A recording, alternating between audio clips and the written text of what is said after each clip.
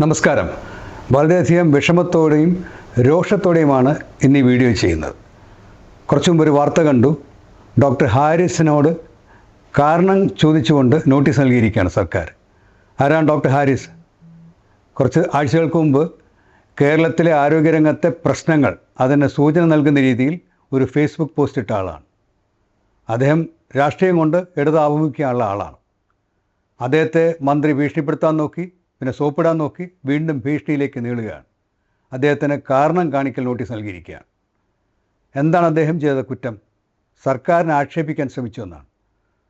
കേരളത്തിൽ രോഗികൾക്ക്, പ്രത്യേകിച്ച് തിരുവനന്തപുരം മെഡിക്കൽ കോളേജിലെ യൂറോളജി വിഭാഗത്തിൽ വരുന്ന സാധാരണക്കാരായ പാവപ്പെട്ട രോഗികൾക്ക് ഓപ്പറേഷൻ ചെയ്യാൻ നിവൃത്തിയില്ല എന്ന് അദ്ദേഹം പറഞ്ഞതാണ്.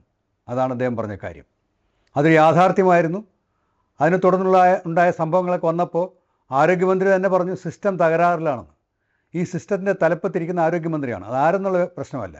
ആരോഗ്യമന്ത്രിയായിട്ടിരിക്കുന്ന ആൾ സിസ്റ്റം തകരാറിലാണെന്ന് പറഞ്ഞാൽ അവർക്ക് അതിനകത്ത് നിയന്ത്രണമില്ലെന്നാണ്. അവരുടെ തന്നെ കുറ്റമാണ്. ആ കുറ്റം അത് ഏറ്റുപറഞ്ഞ് പരിഹരിക്കുന്നതിന് പകരം ഒരു പാവം പ്രൊഫസറുടെ തലയിൽ കയറാൻ നോക്കുകയാണ്. അദ്ദേഹം എങ്ങനെയാണ് സർക്കാരിനെ നാണം കെടുത്തുന്നത്?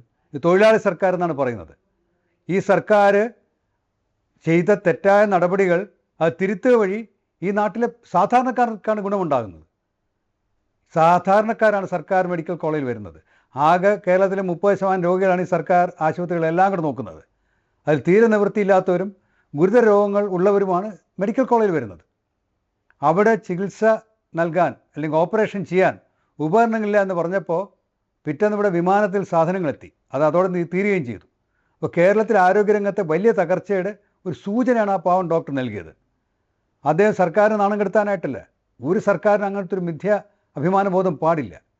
കേരളത്തിലെ സർക്കാരും ആരോഗ്യവകുപ്പും സാധാരണ ജനങ്ങൾക്ക് വേണ്ടിയാണ് പ്രവർത്തിക്കുന്നതെങ്കിൽ ആ ഡോക്ടർക്ക് ഗുഡ് സർവീസ് എൻട്രിയാണ് കൊടുക്കേണ്ടത്. അദ്ദേഹം വിചാരിച്ചപ്പോൾ കുറച്ചെങ്കിലും ചലനങ്ങൾ ഉണ്ടാക്കാൻ കഴിഞ്ഞു, കുറച്ച് യാഥാർത്ഥ്യങ്ങൾ പുറത്തു കൊണ്ടുവരാൻ കഴിഞ്ഞു, ഗവൺമെൻറ് നടപടികൾ എടുക്കാനും കഴിഞ്ഞു.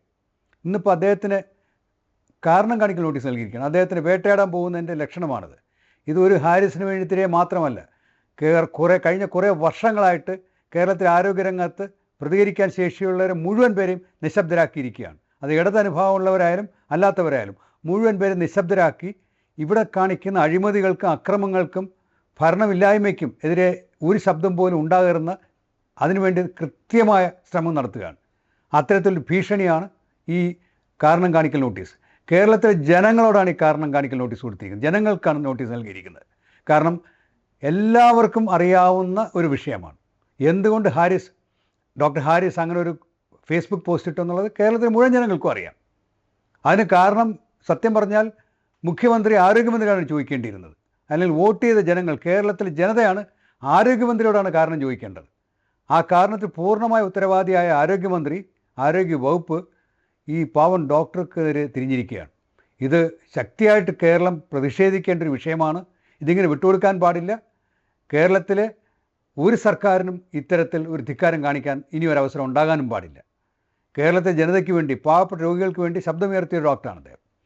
അദ്ദേഹം സർക്കാർ വിരുദ്ധമായ എന്തെങ്കിലും, അല്ലെങ്കിൽ ഒരു സർക്കാർ ഉദ്യോഗസ്ഥൻ ചെയ്യാൻ പാടില്ലാത്തൊരു കാര്യം ചെയ്തെങ്കിൽ ഈ സംഭവത്തിന് ആഴ്ചകൾക്ക് മുമ്പാണ് അദ്ദേഹം നിലമ്പൂർ തെരഞ്ഞെടുപ്പിനെ പറ്റി രാഷ്ട്രീയ അഭിപ്രായം പറഞ്ഞിട്ടുണ്ട്. അത് സത്യം പറഞ്ഞ ഒരു സർക്കാർ ഉദ്യോഗസ്ഥൻ ചെയ്യാൻ പാടില്ലാത്തതാണ്. അത് ഇടതു മുന്നണിയെയും CPM-നെയൊക്കെ സന്തോഷിപ്പിക്കുന്നതായതുകൊണ്ട് അതിനകത്ത് നടപടിയില്ല.